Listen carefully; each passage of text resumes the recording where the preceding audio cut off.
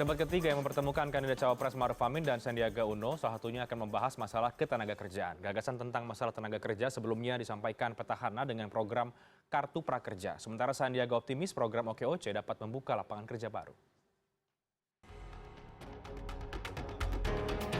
Isu ketenaga kerjaan menjadi salah satu tema yang akan diangkat dalam debat ketiga kandidat cawapres 17 Maret mendatang. Calon Presiden petahana Joko Widodo menawarkan gagasan di bidang ketenaga kerjaan dengan program Kartu Prakerja. Saya akan meningkatkan lebih banyak lagi program pelatihan untuk para pencari kerja dan korban PHK. Untuk itu akan saya luncurkan yang namanya Kartu Prakerja seperti ini, Kartu Prakerja.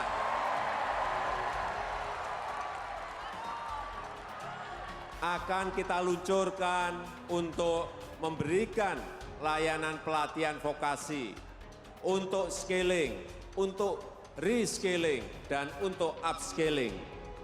Ini pelatihan vokasi untuk meningkatkan keterampilan bagi yang belum bekerja, bagi yang berstatus sebagai pekerja, dan juga bagi yang akan berganti pekerjaan. Jokowi mengungkapkan para pemegang kartu tersebut akan diberikan akses untuk mengikuti pelatihan kerja. Jika dalam 1 hingga 2 tahun setelah mendapatkan pelatihan kerja masih belum mendapatkan pekerjaan, maka mereka bakal memperoleh gaji atau tunjangan dari pemerintah. Melalui program kartu ini, pemerintah diharapkan dapat membentuk sumber daya manusia Indonesia berkualitas premium yang mampu bersaing dalam negeri maupun luar negeri. Sementara itu, kubu kandidat nomor urut 2 akan menawarkan program One Kecamatan One Center of Entrepreneurship atau OKOC untuk skala nasional. OKOC merupakan salah satu program kewirausahaan yang diinisiasi Sandiaga selama menjabat Wakil Gubernur DKI Jakarta. Dikutip detik.com, calon Wakil Presiden nomor urut 02 Sandiaga Uno berharap program OKOC dapat tereplikasi seterusnya.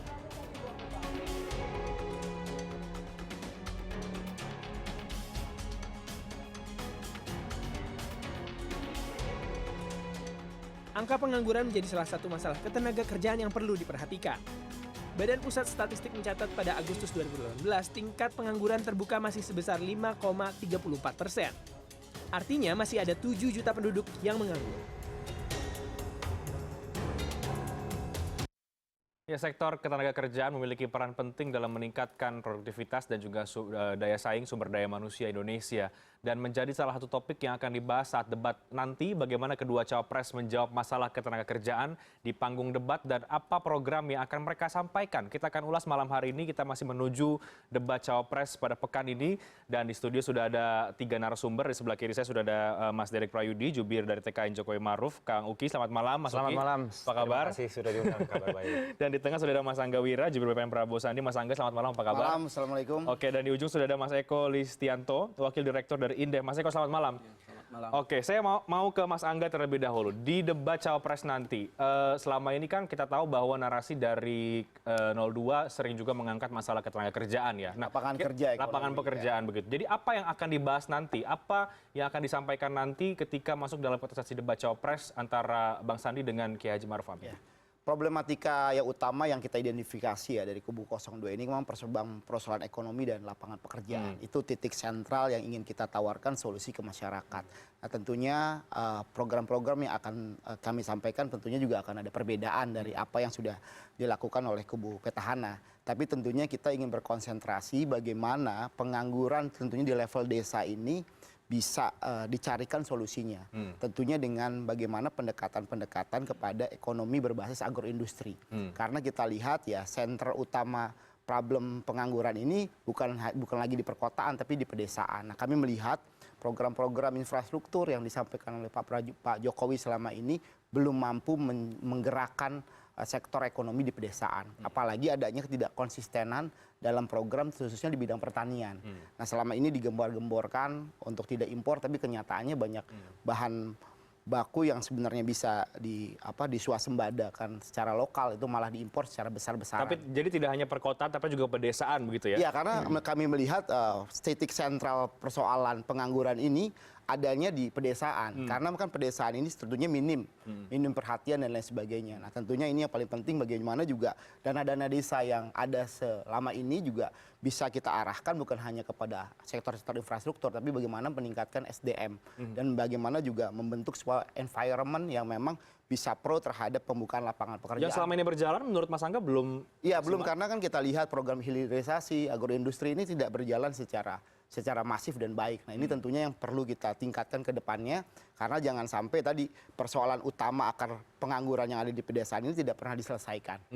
Oke, Mas Uki bagaimana menjawab apa yang tadi disampaikan oleh Mas Angga? Kalau dari 01 seperti apa gagasannya atau apa yang akan disampaikan soal ketenagakerjaan ini? Iya, jadi seperti ini.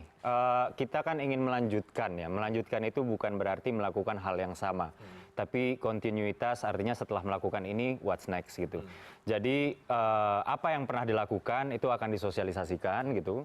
Termasuk dengan turunnya angka pengangguran sebanyak 530.000 orang pengangguran di tengah-tengah meningkatnya angkatan kerja setiap tahun itu 2 juta. Gitu. Nah ini juga akan disampaikan. Terus habis itu kita juga akan sampaikan bahwa penciptaan lapangan pekerjaan di Indonesia yang dijanjikan oleh Pak Jokowi sebanyak 10 juta lapangan pekerjaan itu sudah terrealisasi. Per 2018 akhir itu sudah mencapai 10.300.000-an, di mana sebagian besarnya itu adalah lapangan pekerjaan yang formal. Gitu. Itu juga akan kita sampaikan. Termasuk juga wirausaha baru yang sudah tercipta di 2015 itu 27.000 dan meningkat di 2018 itu mencapai 40.000. Nah, apakah prestasi ini atau capaian ini kemudian stop di sini saja? Tentunya tidak. Kita identifikasi masih ada lubang-lubang yang harus kita isi ke depannya. Lubang-lubang itu apa? Misalnya, satu, ternyata walaupun angka pengangguran itu turun ya dan sudah mencapai inti pengangguran, ternyata angka pengangguran ini didominasi oleh lulusan SMK. Ini adalah sesuatu yang ironi. Artinya apa? Harusnya lulusan SMK ini kan siap serap. Misalnya seperti itu ya, harusnya siap serap, tapi ternyata masih mendominasi kebanyakan dari pengangguran gitu. Lalu yang kedua, kita juga masih melihat bahwa di Indonesia ini ternyata temuan ILO bahwa lebih dari 50% orang Indonesia yang sudah bekerja ternyata itu pekerjaannya tidak sesuai dengan keahliannya atau latar belakang pendidikan, latar belakang pelatihannya gitu.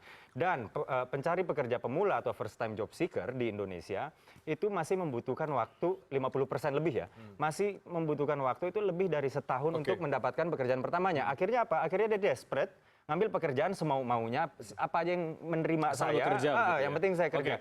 Nah ini tantangan kedepannya yang akan kita hadapi, dan hal ini menelurkan satu grand design yang disebut link and match antara supply dan demand dari tenaga kerja, dan dibagi-bagi lagi berbagai komponen, termasuk salah satunya adalah kartu prakerja. Mas Uki, merespon tadi Mas Angga katakan bahwa selama ini program disampaikan yang dilakukan belum bisa menyelesaikan masalah pengangguran misalnya tadi, dana desa dan lain sebagainya, infrastruktur ini belum bisa menyerap angkatan kerja terutama yang ada di pedesaan. Seperti apa kemudian? Begini, infrastruktur itu justru di era Pak Jokowi itu menyerap tenaga kerja itu sektor konstruksi ya. Itu yang keempat. Jadi dari seluruh serapan tenaga kerja di Indonesia selama 4 tahun terakhir, konstruksi itu yang keempat. Pada tahun 2018 kemarin itu 10,3%. Jadi sebenarnya itu baik-baik saja. Tapi saya pikir kita melihatnya lebih luas daripada itu ya. Yang kalau kita mau melihat masalah ini lebih luas adalah soal apakah tenaga kerja yang kita produksi itu sesuai dengan standar kebutuhan industri dan UMKM gitu. Nah inilah fokus dari Jokowi Amin untuk 2019 hingga 2024. Iya, baik, saya ke Mas Eko. Mas Eko, harusnya apa sih yang menjadi concern dari kedua cawapres ini atau kedua tim soal isu ketenagakerjaan, dan apakah yang selama ini mereka sampaikan itu sudah komprehensif untuk bisa menjawab masalah itu? Oke, ya kalau kita bicara secara keseluruhan gitu ya, problem ketenagakerjaan itu ada pada sisi produktivitas. Kenapa produktivitas? Ya karena kualitasnya begitu kan. Hampir 60% tenaga kerja kita ya lulusan SMP ke bawah begitu, penduduk bekerja kita begitu. Terus kemudian juga yang justru yang terlatih dan terdidik trennya meningkat ya. Tadi sudah disinggung juga SMK itu dari sejak 2013 memang trennya naik pengangguran dari SMK. juga dari kampus, dari lulusan universitas itu banyak yang nggak terserap di dunia kerja gitu, dan trennya meningkat. Nah, itu masalahnya apa tuh Mas Eko? Gitu? Ini persoalannya ya kalau saya lihat ya ujung-ujungnya sebetulnya adalah pertumbuhan industri tidak mampu mengimbangi gitu ya kapasitas dari tenaga kerja yang terambil dan terdidik tadi gitu. Karena kan pasti mereka harapannya ketika lulus ya SMK maupun kampus ya sarjana begitu ya masuk ke dunia kerja formal ya yang rata-rata itu ada di sektor industri begitu. Tetapi industrinya hanya mampu tumbuh sekitar 4%-an ya, 4,25 ini yang data 2018 sehingga ya secara umum tidak mampu semuanya terserap sehingga ya tersisakan. Akhirnya yang tidak terserap itulah yang kemudian menjadi pengangguran gitu. Dan uniknya ya dua ini gitu ya, dua ini dan ini adalah problem saya bilang tadi kualitas karena sebagian besar adalah lulusan SMP ke bawah dan produktivitas. Kenapa ya? Karena memang dengan tadi kita punya tren pengangguran itu sebenarnya turun gitu ya. Beberapa tahun yang lalu masih angkanya 7%-an, sekarang 5%-an begitu ya. Tetapi output ekonomi yang dihasilkan hanya sekitar ya 5%-an saja begitu. Jadi akhirnya yang terjadi memang kalah secara produktif dibandingkan dengan negara-negara tetangga begitu. Catatan Indef bagaimana soal ketenagakerjaan itu, Mas? Ya secara umum problem kita itu sebetulnya bukan hanya pada era Pak Jokowi gitu ya ataupun pada Pak SBY gitu ya. Problemnya sudah lama gitu. Jadi memang secara struktural ya tenaga kerja kita itu sebetulnya nggak banyak berubah begitu. Karena tadi memang berangkatnya dari low skill labor lah ya gitu ya. Lulusannya sebagian besar ya memang masih rendah gitu ya. SMP ke bawah terus kemudian kalau dibandingkan dengan negara-negara lain ya misalkan dalam konsep total fractal productivity katakanlah gitu ya. Jadi bagaimana mereka mampu menghasilkan output ekonomi yang lebih produktif itu juga masih kalah gitu ya dengan beberapa negara gitu ya seperti Vietnam ataupun Filipina dan lain-lain gitu ya. Ini problem-problem utama saya rasa untuk ketenagakerjaan kita saat ini ya. Nah, yang selama ini kemudian dilakukan oleh pemerintahan Jokowi JK dari catatan Indef bagaimana? Ya ada tentu saja gitu ya. Kalau apa yang kira-kira memang cukup atau justru tidak tidak bermanfaat atau bagaimana catatan Indef? Oke, secara umum ya dari sisi positif ya saya sepakat tadi gitu ada tren penurunan terjadi begitu ya walaupun semakin lama memang semakin susah menurunkan pengangguran. Tidak hanya di era Pak Jokowi pada saat SBY periode kedua itu juga semakin tren penganggurannya ya. Tren penganggurannya kita ada datanya turun, dari tapi Kementerian Dalam Negeri gitu. Kementerian Tenaga Kerja. Mohon maaf Mas Eko saya potong coba kita sampai kita tampilkan sambil mungkin Mas Eko bisa menganalisis soal tingkat pengangguran. Kita coba lihat di plasma C di belakang. Ini yang kita dapatkan dari Kementerian Ketenagakerjaan gitu ya. Nah ini juga sumber data di BPS. Ini tingkat pengangguran terbuka terus menurun. Silakan Mas Eko mungkin ada yang ingin disampaikan. Iya, ya ini menggambarkan bahwa memang terjadi secara umum ya pengangguran terbuka gitu ya. Itu mengalami tren penurunan iya begitu. Tapi kalau kita lihat ya misalkan ini antara 2015 dengan 2016 gitu ya. Itu bisa turun ya sekitar mungkin 0,7 itu ya. Terus kemudian dari sini dari 2016 ke 2017 ya turunnya hanya 0,1 semakin landai dan semakin landai begitu. Dan ini berarti ada problem-problem di dalamnya. Itu begitu. Yang positif.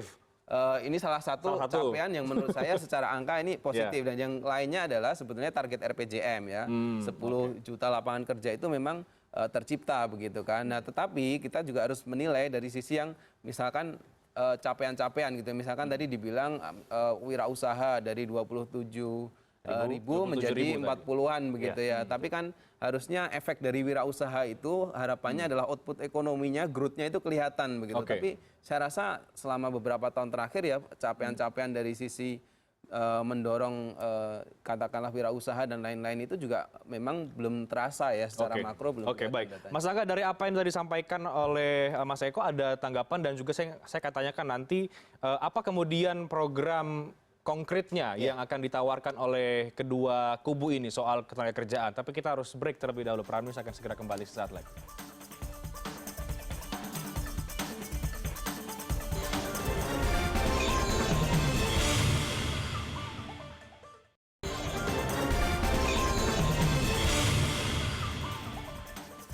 Iya, tadi ada beberapa poin yang sudah kita bahas baik dengan TKN BPN termasuk juga oleh Mas Eko. Saya ingin minta tanggapan dari Mas Angga kalau gitu tadi apa yang sudah disampaikan oleh Mas Eko. Sepakat tidak dengan misalnya penurunan angka pengangguran begitu ya, hal-hal yang lainnya yang kemudian memang tadi ada sisi positif dan juga negatifnya. Sepakat tidak dengan hal ini? Ya tentunya memang ada beberapa hal yang memang secara kasat mata kita lihat. Tapi problem utama yang ingin kita soroti saat sekarang ini kan memang Indonesia kan akan menghadapkan mengenai bonus demografi. Melimpahnya sumber tenaga kerja. Tapi di sisi lain yang kita juga soroti adalah terjadinya deindustrialisasi. Nah, deindustrialisasi ini artinya kan sumbangan sektor industri terhadap PDB ini kan semakin merosot. Padahal kan tenaga kerja ini kan adanya di situ gitu loh. Makanya kan yang seperti kita sampaikan tadi, Prabowo Sandi melihat faktor utamanya ini kan adanya di pedesaan tadi. Yang kita lihat ini kan semakin lama tenaga kerja di sektor pertanian ini kan semakin menua ya. Mas Eko, ini kan menjadi problem. Banyak anak-anak muda yang tidak lagi ingin jadi farmer gitu loh. Karena kebijakan-kebijakan yang selama ini ada belum memberikan sebuah dukungan kepada situ. Padahal kekuatan ekonomi kita kan ada di kekuatannya ada di agraris dan di maritim. Nah harusnya itu yang diberikan konsentrasi utama oleh government bagaimana anak-anak muda ini mampu stay di pedesaan. Itu yang belum ya? Ya, yang belum yang kita garis bawahi. Nah, tentunya dengan tadi Bang Sandi sampaikan one kecamatan, one center of entrepreneurship misalnya gitu, kita ingin memberikan sebuah konsentrasi di wilayah-wilayah mana tentunya kan sektornya pasti berbeda-beda. Antara daerah ini Jawa Barat misalnya di sisi selatan, Jawa Barat di sisi utara pasti kan pendekatannya akan berbeda. Nah, ini kan perlu pendekatan-pendekatan khusus dan link and match-nya. Misalnya saya contoh di dapil saya di Indramayu misalnya. Itu kan kental sekali dengan sumber daya perikanannya misalnya. Tapi industri perikanannya sampai sekarang ini belum pernah tumbuh gitu loh. Padahal itu harusnya masuknya ke sektor-sektor tersebut. Nah kalau kemudian ada OKOC itu bagaimana mengakomodir apa yang tadi disampaikan oleh Mas Angga? Ya tentunya OKOC ini kan bagaimana kita mereview kan satu daerah tertentu dengan potensi. Tentunya kan potensinya berbeda-beda kan. Tapi di sisi lain menurut saya ini kan harus didiskusikan juga bukan hanya dari supply side-nya tapi demand side-nya juga harus apa sih sektor yang cocok. Baru kan tenaga kerjanya kan disesuaikan, environment-nya disesuaikan. Entrepreneurship itu bisa tumbuh bukan persoalan modal, bukan persoalan teknologi, tapi persoalan bagaimana environment-nya itu bisa saling mendukung gitu. Marketnya bagaimana dan lain sebagainya. Itu juga pentingnya peran juga daripada pemerintah daerah. Oke, Mas Uki dari desa tadi kalau yang disampaikan oleh Mas Angga itu yang kemudian harus dikurangi dengan masuk program OKOC. Dari TKN bagaimana menjawab itu? Oke, kalau dari kami ya, jadi begini, kemarin itu sebenarnya tadi sudah saya sebutkan bahwa ada satu paket grand design, paket kebijakan yang kita sebut link and match antara supply dan demand of labor atau supply dan demand-nya tenaga kerja. Ini yang mau kita pertemukan, ini mereka itu harus dipertemukan sejak dini gitu. Nah, maka ditelurkanlah beberapa program. Komponen-komponen yang pertama misalnya KIP kuliah gitu. Lalu ada kartu prakerja, lalu ada juga pembukaan lapangan pekerjaan dan juga persebaran SMK-SMK juga bidangnya, juga kurikulumnya akan dibuat melibatkan industri dan UMKM gitu. Nah, saya fokus sekarang ke kartu prakerja misalnya. Jadi kartu prakerja itu cara kerjanya seperti ini. Akan dibangun jutaan balai-balai latihan yang dimana persebarannya, dimana bidang studinya, dan juga kurikulumnya semuanya itu disesuaikan dengan potensi daerah.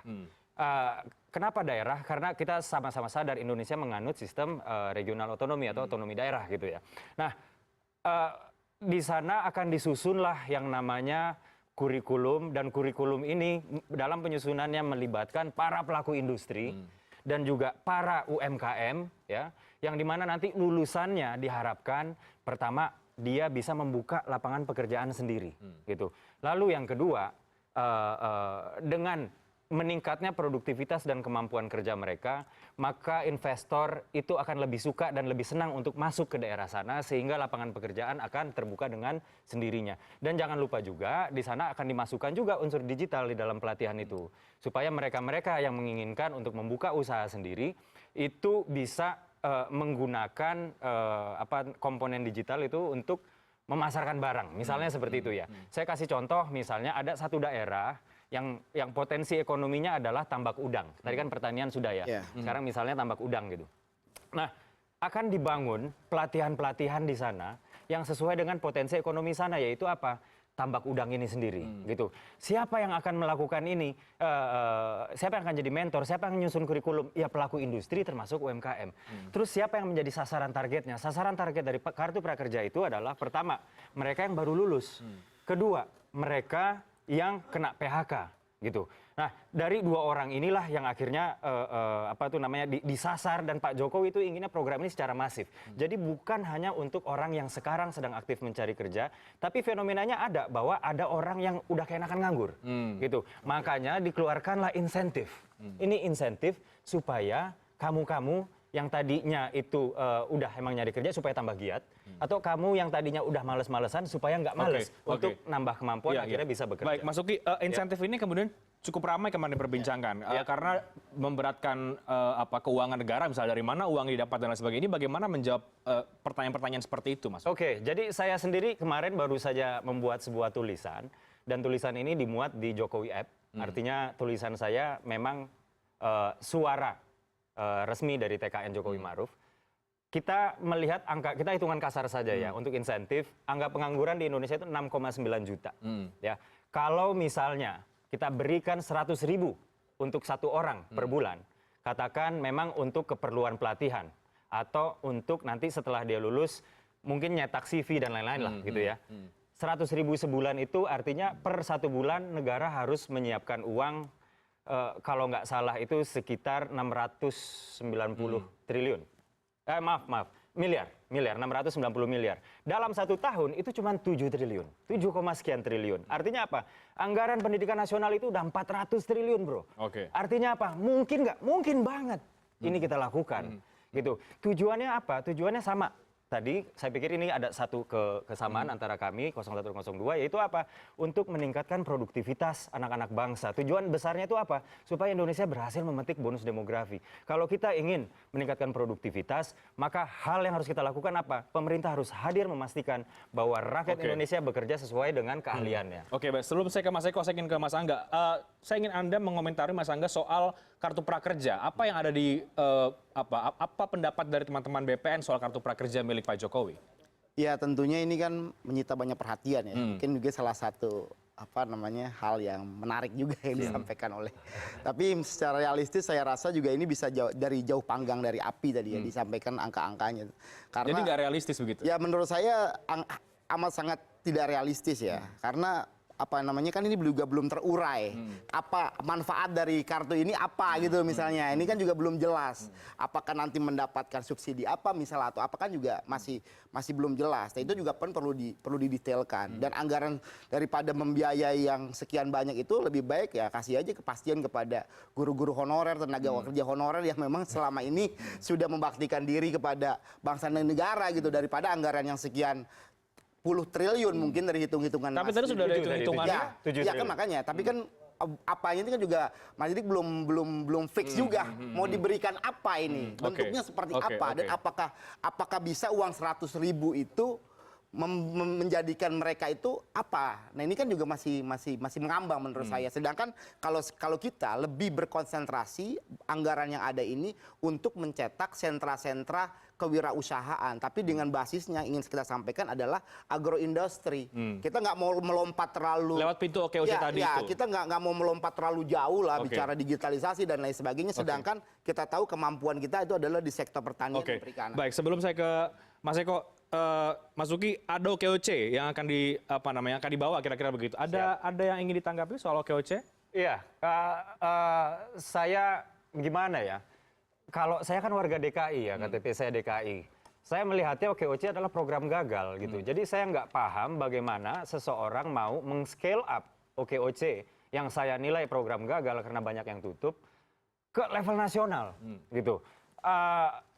Dari OKOC ini sendiri misalnya sewaktu Pak Sandi berkampanye dulu disebutkan bahwa misalnya OKOC ini tidak akan menggunakan APBD gitu ya. Tahunnya tahun 2018 kemarin pakai 92 miliar. Atau OKOC ini akan dimodali. Ternyata yang dimaksud dimodali itu adalah apa? Ya disuruh minjem juga, dan minjemnya itu dengan bunga 1,5% per bulan. Dan ini jauh lebih tinggi daripada bunga bank 7% per tahun. Gitu. Nah ini makanya saya juga masih nggak ngerti yang dimaksud OKOC mode scale up itu adalah OKOC yang di DKI Oke. atau yang bagaimana nih? Kalau yang di DKI, Tampaknya di DKI ya kayaknya ya, Mas. Gini, Karena jadi pilot project-nya kan di DKI kebetulan ya. kan saya sama-sama Bang Sandi kan di HIPMI, di Himpunan Pengusaha Muda Indonesia. Kita udah sekian tahun berbicara bagaimana memberikan sebuah insentif. Dan intinya untuk mengembangkan lapangan pekerjaan atau entrepreneurship itu kan environment yang diciptakan. Jadi program OKOC di sini adalah menciptakan environment. Dan tadi juga kita sampaikan partisipasinya bukan hanya dari partisipasi government gitu loh, tapi dari partisipasi publik. Kalau dalam konteks tadi dicontohkan ada yang tutup, ada yang lain sebagainya, namanya bisnis. Ya pasti saja ada dinamika yang ada. Tapi sebuah program yang elaboratif ini sudah berjalan dengan baik. Kita tanyakan ke Mas Eko. Mas Eko, kartu prakerja termasuk juga OKOC, bagaimana menurut Mas Eko apakah itu sudah bisa menjawab permasalahan ketenagakerjaan atau seperti apa? Ya, sebetulnya kalau kita bicara dalam konsep ketenagakerjaan ya, ini bicara satunya demand side, yang satunya supply side gitu ya. Atau katakanlah yang satu arahnya kartu prakerja gitu ya. Itu supply side ya? Ya, terlepas dari banyak pertanyaan tadi ya, yang apa-apa tadi dari Nanti Mas kita Angga bahas gitu lagi ya. nanti usai jeda. Tapi apa namanya diteruskan lagi Mas. Oke, iya, itu terlepas dari memang ini hal baru yang diwacanakan oleh Pak Jokowi ya waktu itu, terus bergulir dan ya mungkin publik juga menunggu kejelasan ya bentuk-bentuk ininya gitu. Nah ini bagaimanapun ya ide baru ini menurut saya juga perlu dimatangkan begitu ya, dengan segala apa ya istilahnya ya masih tanda tanya ini apa ada potensi juga sebetulnya gitu ya untuk bisa mendorong terjadinya peningkatan kualitas ya dari minimal dari keterampilannya gitu. Tetapi memang ada problem yang terjadi saat ini. Data mengatakan ya dari 7 juta penganggur itu tadi ya sebetulnya sekitar 1,18 juta penganggur tadi itu pernah mendapatkan pelatihan dan sertifikasi dan tetap nganggur. Dan itu angkanya besar itu ya. 1/7 dari pengangguran itu pernah dilakukan pelatihan. Berarti ada problem di pelatihan itu.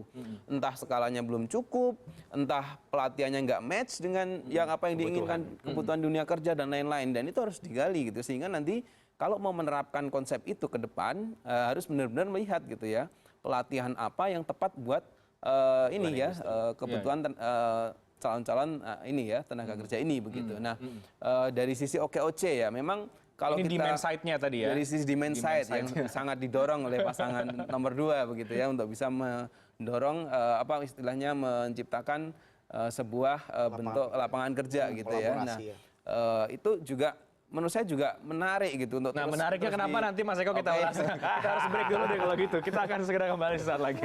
Oke.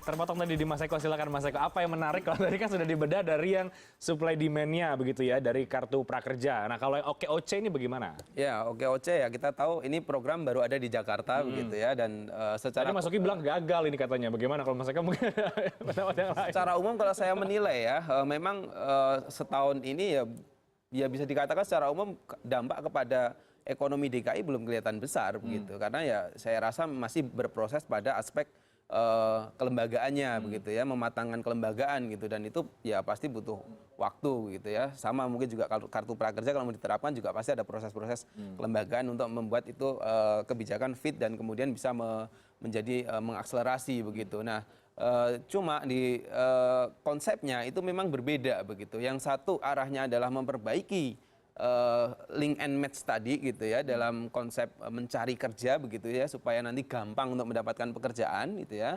Yang pasangan nomor 2 itu mengarahkan bagaimana menciptakan lapangan pekerjaan. Nah, begitu. yang lebih tepat menurut Mas Eko yang mana dengan kondisi kita saat ini? Kebutuhannya dua-dua karena antara menciptakan dengan mencari kerja jadi itu gabung aja harus mendingan ketemu kan ya. Pada akhirnya memang begitu gitu dan harus diskusi kali ya, 01 dan, 02. ya, saya rasa memang yang menarik di debat ketiga nanti adalah dua konsep yang memang berada satu di sisi demand dan satu di sisi supply ini akan dibenturkan ya dipertemukan begitu katakanlah dengan konsep debat itu sehingga aspek detail ya nanti konsep pelaksananya di mana itu akan sangat penting gitu karena nanti itulah yang akan menjadi istilahnya membuka mata lah ya gitu ya para ini konstituen itu oh iya ini kayaknya lebih masuk akal nih oh ini realistis iya lebih realistis dan yang ini mungkin belum gitu ya dan hal lain yang juga perlu ya saya sampaikan, saya kritisi di sini adalah terkait tadi agroindustri, begitu ya, pedesaan dan lain-lain gitu ya. Data memang menunjukkan ketika awal-awal dana desa itu bergulir gitu ya, pengangguran di pedesaan turun ya dari 4,9 sekarang 4%-an gitu ya. Persoalannya adalah setahun terakhir itu balik lagi naik. Jadi tahun lalu 4,01 sekarang 4,04 ya. Jangan diperhatikan hanya 0,-nya, tetapi persoalannya adalah anggaran dana desa itu berlipat ganda ya, naiknya gede banget gitu. Tetapi tidak ada berkelanjutannya. ketimpangan pengangguran di pedesaan gitu ya, ternyata malah meningkat. Nah ini harus jadi PR besar juga gitu ya, ketika kemudian konsep ini belum mampu gitu ya, belum menjadi obat mujarab gitu ya bagi pengangguran di pedesaan. Pemadam kebakaran itu harus ada berlanjut. Oke, sebelum ke Mas Uki, Mas Angga, isu apa sih nanti sebagai penantang yang akan dibawa di panggung debat? Ya, problem dari utamanya Cawapres? sih menurut saya kan memang soal pertumbuhan ekonomi ya. Target-target pertumbuhan ekonomi sebesar 7% kan masih jauh banget gitu loh. Sebenarnya kalau pertumbuhan ekonominya tinggi, ya automatically lapangan pekerjaan pasti ya automatically kan tersedia. Tersedianya tentunya sesuai dengan kebutuhan atau juga dunia kerja ini. Nah, karena karena pertumbuhan ekonomi juga tidak tercapai target-targetnya, ya pasti impact-nya kepada jumlah pengangguran. Dan juga yang ingin juga kita kritisi kan isu menyeruak ini soal tenaga kerja asing. Oh, itu akan dibawa juga? Enggak, ini juga salah satu yang menurut kita juga harus ada bahasan yang lebih detail lagi gitu loh. Karena jangan sampai ini menjadi isu yang panas gitu. Bahasan lebih detail itu apa ya maksudnya? Apa yang mau dibahas lebih detail lagi? Ya, menurut saya kan mengenai tenaga kerja asing kan memang juga sudah tidak bisa dihindari lagi ke depannya. Karena kan dunia ini makin borderless ya. Tapi jangan sampai tenaga kerja asing yang masuk ini adalah tenaga kerja yang bisa diisi oleh tenaga kerja lokal gitu loh. Jangan sampai tenaga kerja harusnya bisa lokal malah asing yang membanjiri. Nah, hal-hal tersebut kan perlu adanya diskusi yang lebih detail lagi terhadap poin tersebut. Dan itu juga akan menjadi salah satu yang kita soroti juga. Amunisi mungkin ya. Kalau amunisinya petahana bagaimana menjawab tadi yang disampaikan oleh Mas Angga? Ada tenaga kerja asing, target ekonomi tidak tercapai, bagaimana Mas Uki? Ini kalau soal SDM ya, kita fokus soal SDM aja. Kalau soal pertumbuhan ekonomi juga ada sih penjelasannya. Tapi oke lah kita karena durasi. Jadi kita fokus ke SDM. Misalnya soal tenaga kerja asing ini sebenarnya isu yang dilebih-lebihkan saja. Gitu. Karena apa? Karena jumlah tenaga kerja asing di Indonesia itu hanya sekitar 100 ribuan. Itu per akhir 2018. Gitu. Dan tenaga kerja asing yang paling dikhawatirkan dan yang sering dipolitisasi itu kan tenaga kerja asing asal Tiongkok. Yang mana itu jumlahnya juga cuma 30 ribuan gitu. Bandingkan dengan tenaga kerja Indonesia yang ada di luar negeri itu 9 juta loh. Tenaga kerja Indonesia yang ada di Tiongkok itu 900 ribu gitu. Dan di Indonesia tenaga kerja asing ini jumlahnya itu tidak lebih dari 0,1%. Artinya apa? Artinya ini sebenarnya bukan sebuah isu yang dipaksakan menjadi isu. Tapi tadi yang akan diminta untuk dibahas juga loh. Ya silakan. Sebenarnya ini sesuatu yang tidak sulit dijawab. Saya agak heran kenapa ini mau diangkat. Ya. Tapi ya terserah. Nah, cuman kalau dari petahana sendiri, kita akan menjabarkan capaian-capaian terkait dengan isu sumber daya manusia, termasuk juga capaian di bidang indeks pembangunan manusia misalnya gitu ya. Jadi indeks pembangunan manusia ini ada 4 komponennya. Harapan lama hidup, harapan lama sekolah, pendidikan rata-rata, terus habis itu adalah pengeluaran atau living standard gitu ya. Nah, dari 4 komponen ini di era Pak Jokowi sama seperti era sebelumnya, itu semuanya naik. Cuman yang membedakan ya Mas, yang membedakan baru pertama kali sepanjang sejarah Republik ini berdiri, kenaikan paling tajam indeks pembangunan manusia itu ada di Indonesia Timur, yaitu Papua, Papua Barat, Gorontalo, dan NTB. NTB mungkin Indonesia Tengah. Tapi inilah bukti keberpihakan Pak Jokowi. Jadi pencapaian-pencapaian itu yang akan nanti dibawa dalam panggung debat ya? Gini, Indonesia Timur itu jumlah penduduknya hanya 10%. Kalau Pak Jokowi hanya mementingkan efek elektoral, ngapain capek-capek bangun Indonesia Timur? Oke, baik. Mas Eko, terakhir mungkin dari Mas Eko. Apa yang Anda harapkan Mas Eko dari jalan debat Cawapres nanti yang mengangkat isu paling secara umum mengenai sumber daya manusia sebenarnya bagaimana? Oke, ya sumber daya manusia dan mungkin ya fokus ke tenaga kerjaan ya. Tadi terkait produktivitas kita sudah jelaskan gitu ya. Yang menurut saya juga penting sekali untuk dibahas itu adalah persoalan pekerja migran Indonesia gitu ya. Tidak hanya pada konteks perlindungan secara aspek hukum ya seperti yang diberitakan beberapa hari ini gitu ya, tetapi lebih kepada juga bagaimana kemudian para pekerja migran ini gitu ya memang benar-benar yang kita kirim adalah yang berkualitas gitu. Karena ini problem besar gitu karena dan kita tahu bahwa tadi ya diinikan oleh Mas Uki bahwa misalkan memang tidak banyak tenaga kerja asing di Indonesia gitu, dibandingkan kita yang keluar gitu ya. Tetapi memang kalau kita bandingkan remitansinya gitu ya, yang 9 juta tadi itu menghasilkan remitansi sekitar 10 miliar US dollar. Sementara yang kecil tadi, yang sedikit tadi itu sekitar 3 miliar US. Jadi perbandingannya Itu jauh juga hal sekali yang harusnya gitu. menjadi concern ya? Ya, menurut saya concern karena mereka diakui sebagai pahlawan devisa, tapi kemudian dalam perlindungan dan jaminan ininya belum banyak diperhatikan menurut saya. Mas Angga, artinya siap Bang Sandi menghadapi debat cawapres nanti dengan Kiai Haji Ya, Maruf insya Amin? Allah ini kan wadah tukar pikiran. Oke, ya. oke. Selalu siap. Mas Uki siap? Sangat siap. Sangat siap sekali. Kita tunggu nanti apa Ini menarik. apa namanya jalannya debat cawapres nanti yang mengangkat isu satunya soal ketenagakerjaan. Mudah-mudahan apa yang kita diskusikan nanti betul-betul terimplementasikan dalam jalannya debat cawapres nanti. Dan Prime News akan segera kembali saat lagi, tetap bersama kami.